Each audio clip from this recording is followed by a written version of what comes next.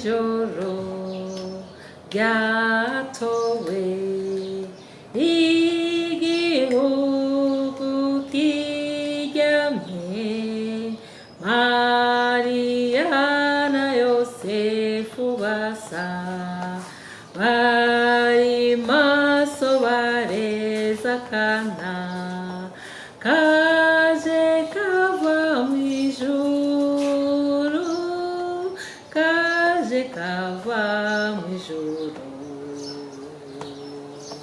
ari ijoro ryatowe n'intumwa z'Uhoraho zaje kubarira bungere icyabonetse mu gihugu ko umwami Yesu avutse ko umwami Yesu avutse.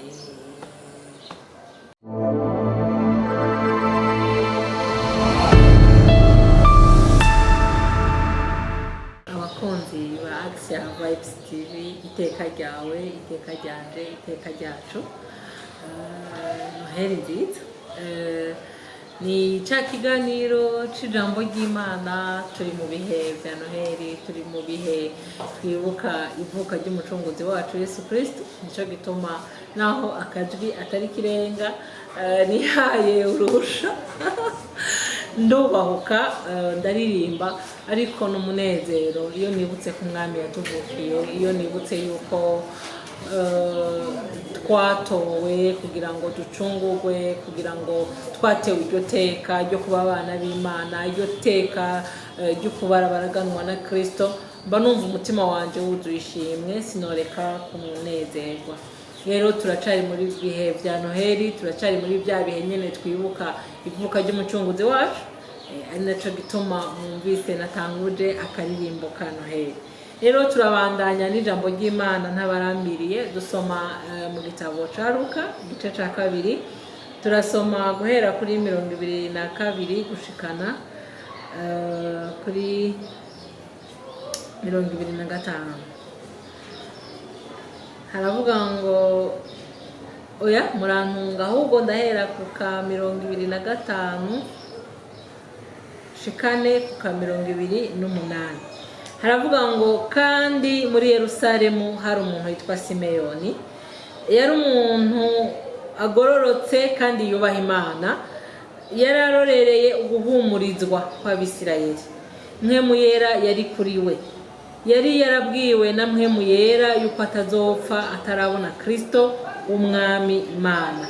Ajanwa na mpwemu mu rusengero, abavyeyi bajanye uwo mwana Yesu ngo bamugenze nk'uko umugenzo w'ivyagezwe wari uri. Aramwakira, aramukikira, ashima Imana. Imana yacu ihabwe icubahiro. Kuri 29 yaravuze ngo ati databuja none urasezeye umusavyi wawe amahoro. Imana yacu nishimwe nk'uko wavuze, kuko amaso yanje abonye agakiza kawe ako wateguye mu maso y'amoko yose, kuba umuco wakira amahanga no kuba ubwiza bw'abantu bawe b'Abisirayeli. Murumva ko nari navuze yuko ngeza kuri 28, ariko nyene nuko iyo bije turavyakira tukabisangira uko nyene. Uyu Simeyoni yari amaze imyaka myinshi cyane, kandi yari arindiriye umuzo wa Kristo. Uyu Simeyoni yari yarumvise amakuru, kuko ibi byari byarabuwe mu gitabo cyo mu isezerano rya kera ko hazoza umucunguzi. Simeyoni aravyakira, abibika ahantu kure mu ndiba y'umutima. Uno musinje kukubwira ngo humura, humura, ivyo umwami Imana yateguye ko bwawe byose bizoba, kandi n'ukuri uzobibona. Simeyoni ngo aravuga ngo n'ukuri databuja, ngo noneho urasezeye umusavyi wawe, ngo umusezeye amahoro nk'uko wabivuze, ngo kuko nibone amaso yanje yaribone. Simeyoni ngo yakoze ku mwami, ngo aramubona aramuraba. ntituzi imyaka yararindiriye ingene ingana, ariko uko yangana kose kurindira burya bene data, kurindira ntabwo vyoroshe. Hari igihe turindira tukavunika, hari igihe turindira tukiranda, hari igihe turindira tukidodomba, hari igihe turindira wanashima tukava no mu byasezeranye kubwo kwiranda. Ariko nagira ndakubwira ngo umwami Imana nibesha. Umwami Imana hari plan, hari ibyo yateguye ku bugingo bwawe, kandi n'ukuri naho uzoca mu bigoye, naho uzoca mu bikomeye, nagomba ndakubwire ngo ibyo umwami Imana yateguye byose uzobibona uko yabiteguye. Nahanje nawe rero ho kurindira, nahanje nawe ho gutegereza, kandi nahanje nawe ho kuba mu kibanza nyaco. Twasomye amajambo y'Imana yatubwiye ngo kandi muri Yerusalemu ngo hari umuntu yitwa Simeyoni. Bamudomye kwizina, ntabwo bari abantu bose, ariko yari umuntu yitwa Simeyoni. Nguyo yari umuntu ngo agororotse ngo kandi yubaha Imana. Ndaje kubwira ngo basi wibuke ko Kristo yatuziye, Kristo yatuvukiye. Wibuke ko yari gushobora kwiyankira akaguma hariya, ariko niba yaraje ugerageze nawe ubu umuntu atunganye, ubu umuntu anezera umutima w'Imana. Ngo kandi ngo yararorereye uguhumurizwa kw'Abisirayeli. Bisigura ko Abisirayeli hari ibintu byinshi, hari ukuntu bari bahungabanye, hari ukuntu bari barindiriye guhumurizwa n'Imana. Rero nawe nyene ngo yararindiriye ngo guhumurizwa ngo kw'Abisirayeli. Ngo maze ngo mpemu yera ngo aza kuri we. Ngo yarari kuri we naho ntiyaje kuri we, mpemu yera yarari kuri we. Bene data nagira ndababwire, hari igihe twirukana mpemu yera, hari igihe twirukana ijwi rya mpemu yera, hari igihe twima ikibanza Imana. Ariko nagomba ndakubwire ngo ba mu kibanza co, ba mu kibanza nyaco, bahana Imana igushaka, bahana Imana ikuraba ikakunezererwa, bahana Imana ikuraba ikavuga ngo uyu mwana wanje ari mu kibanza ciwe. Imana yacu nishimwe. Ngo yari yarabwiwe na mpemu ngo yuko atazopfa atarabona Kristo umwami. Wabwiwe iki n'umwami? Niki Imana yakubwiye? Niki kakajwi keza kongorera kaje kakongorera umutima wawe? Nagira ndakubwire ko ico kintu Imana yakongoreye ntabwo kizijana, ntabwo kizopfa ubusa, ahubwo umukama arahari. Imana irahari kugira ngo ishitse, Imana irahari kugira ngo ikwereke, Imana irahari kugira ngo nawe vya bindi uzobibone, uzobibemwo, uzobikoremo, uzobinezerereremo. Ikibazo ni mbese uri mu kibanza nyacu? Simeyoni uyu ngo yatwawe na mpemu yera ngo mu rusengero. Imana yacu nishimwe cyane. Ngo ico gihe ngo abavyeyi ngo bari batwaye umwana ngo bamugenze nk'uko umugenzo w'ivyagezwe wari uri. Hari ukuntu hari uko byari biteguye. Rero bo barategura baramutwara nk'uko byari biri. Ngo ariko ngo aramwakira, ngo aramukikira, ngo arangije ngo ashime Imana. Ndakwifurije kwakira ivyo Imana yaguteguriye. Ndakwifurije kwakira ivyo umukama yavuganye nawe. Ushobora kuba utabishikira cyane, ariko Imana yacu buri iravuga. Iyo dusomye ijambo ry'Imana, Imana ivugana natwe. Iyo turiko turaririmba, Imana ivugana natwe. Iyo dusinziriye, Imana ivugana natwe. Ari ukuntu ivuga mu buryo canke buriya. Iri jambo ryakoze ku mutima wanje, numva rirampimbaye. Risubira kumpa kuryohererwa, risubira kumpa kunezerererwa, risubira kumpa kumva akanovera. Sizigaye no bikubwira kugira ngo uvyumve neza. Ariko ngo muri ako kanya Simeyoni ngo aramwakira, Simeyoni araryoherwa, ngo aramukikira, arangije ngo ashime Imana.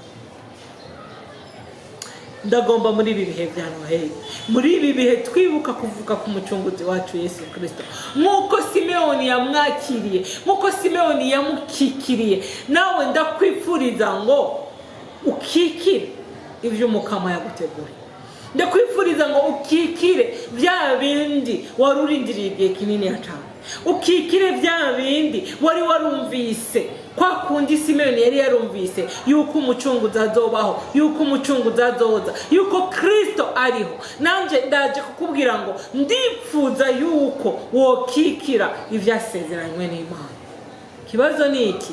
Uri mu kibanza cyiza, urahana Imana ikuraba ikakwishimira, urahana Imana ikuraba ikakunezerererwa, ubwo uracyumvijwe rya Mpwemu Yera, uracyagemerera, uracyemera ko Mpwemu Yera akurongora, uracyemera ko Mpwemu Yera akuyobora. Muri uwo mwanya igihe Mpwemu Yera yewe Simeyoni akamutwara mu rusengero, iyo Simeyoni atemera akiyankira, ntabwo yari kugirirwa amahirwe yo kubona umucunguzi, ariko yaremeye ayoborwa na Mpwemu Yera amujana mu rusengero.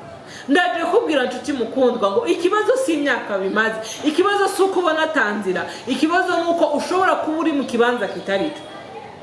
Dusenge Imana rero, Imana ituyobore, Imana iturongore, Imana itubwire, Imana iduhe icyerekezo, Imana itwereke uko bikwiye kugenda.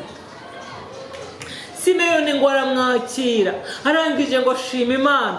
Ndiko nawe ndakwipfuriza ibihe byo gushima Imana. Muri iyi minsi nawe ushima Imana, muri iyi minsi nawe uronka impamvu zo gushima Imana, muri no minsi nawe uronka impamvu zo kumva umutima wawe wongeye kugubwa neza. Kuri 29 ngo aravuga ngo databuja we, ngo noneho usezeye umusabyi wawe neza, umusezeye amahoro, ngo nkuko wari wavuze.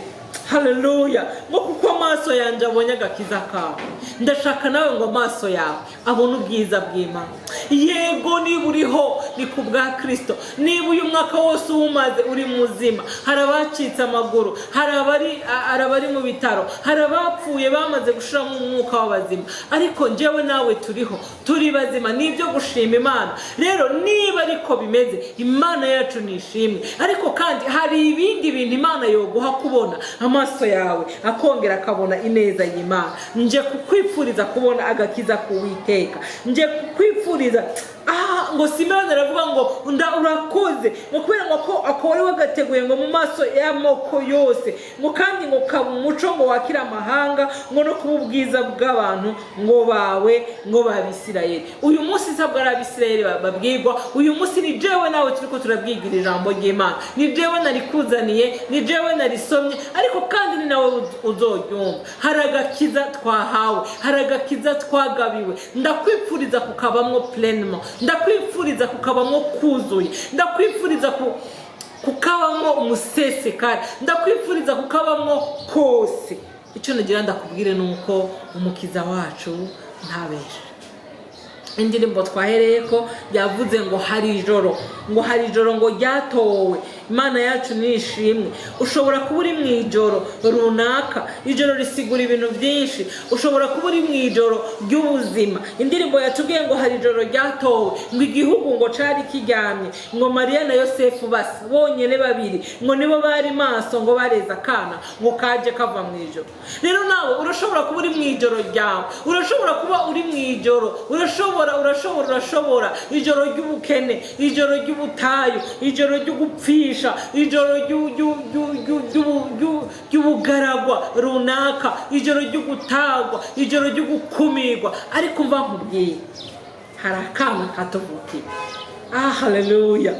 Iryo joro ngo ryaratowe, ngo ryaratowe, ngo maze ngo hatowe, ngo intumwa z'Uhoraho ngo ziza kubarira bungere, ngo icyabonetse mu gihugu, ngo ko umwami Yesu yavutse. Nanje ndipfuza yuko no seulement umwami wacu yaratuvukiye, ariko ndagomba ngo habe intumwa ku buzima bwawe, ndagomba ngo habe intumwa iza kukubwira ko hari ibyakoretse ku buzima bwawe, ndagomba ngo habe intumwa iza kukubwira ko hari ibyakoretse mu muryango wawe, apana mu gihugu gusa, mu muryango wawe, ku izina ryawe ubwawe, mu bintu byawe. Ndagomba ngo habeho intumwa. Ngo iryo joro ryaratowe, ngo umucyo wo mu ijuru ngo ucumurikira abantu twese, ngo tuboneraho agakiza, ngo kubera yuko ngo Yesu yavutse.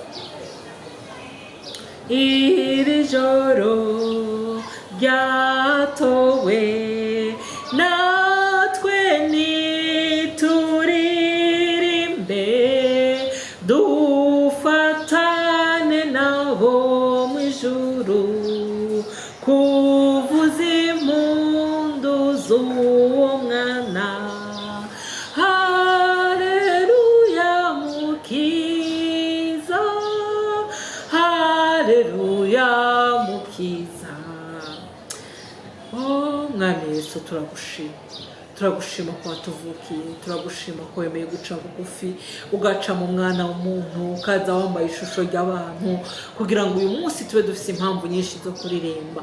Ndaguhaye ikaze, ndaguhaye karibu, ndagutumiye, reka uvukire mu bantu, reka uvukire mu bintu byabo, reka uvukire mu miryango yabo, reka uze wagutse, umuntu wese azumvira ijambo azobona ineza yawe imugera ko uragutse cyane, uri muremure, uri munini cyane, kandi nta hantu na hamwe utushika. Rero ndakwakiriye jewe, ndakwakiriye mu byanje, nakiriye uwo muco wongeye kurasira ubuzima bwanje, nakiriye uwo muco wongeye kuzana ineza mu buzima bwanje. Ariko kandi ndasenze ngo umuntu wese azokumva rino jambo, haba uyu mwaka canke no mu myaka 10 iri imbere, ngo umuco uzumurasire kubera ko wemeye kutuvukira mu izina rya Yesu.